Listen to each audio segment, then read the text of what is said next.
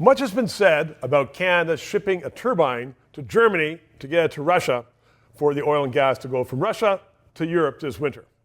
And a lot of details are missing, so therefore I've invited Marcus Kolga to come on with the Macdonald Laurier Institute. Welcome. Thank you very much. I know you know all about this.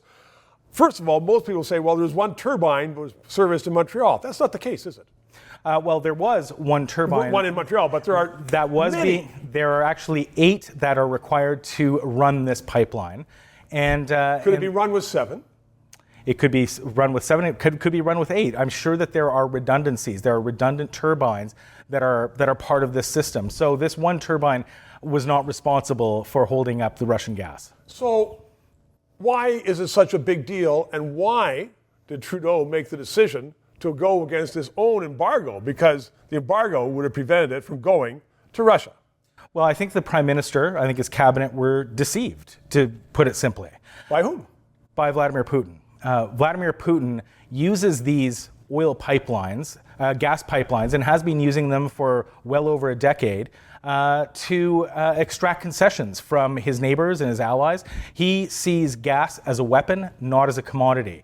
And so this entire time, the past month, where we've seen a drop in the flow of gas through that pipeline to Europe, and the Germans have been very worried about it, all the while it's been Putin's hand on the gas switch.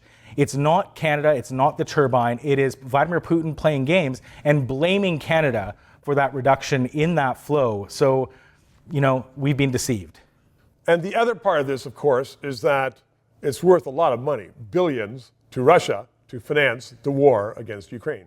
So the unfortunate part in all this, in addition to compromising our own sanctions policy, is that we're directly enabling Vladimir Putin to generate revenue from the sales of gas. The carve-out that we gave Vladimir Putin is for 2 years. It will allow for the maintenance of all of the turbines that are required by that gas pipeline, through which Vladimir Putin pumps significant amounts of gas to the tune of $1 billion a day, which happened to help fund his $1 billion a day war against Ukraine. And without that pipeline, as it's hard to think of that now, as it's so hot in Canada and Britain and everywhere else in Europe, there are predictions, as always, of a very, very cold winter. Without that pipeline, could parts of Europe freeze? Well, no, there's a second pipeline, underwater pipeline, that's not yet operating. That could carry gas. There are also pipelines that carry gas from Russia to Europe that transit Ukraine and Poland. So those pipelines can also be used. So this story that this one pipeline is the sole source of Europe's gas is absolute nonsense. No better way to end it than that. Marcus, thank you very much. 3 minutes. If you did not know that the red ensign, formerly Canada's flag, has now been labeled by the Canadian government a symbol of hate, and they're sending that to all the students, then press subscribe and PayPal and learn more.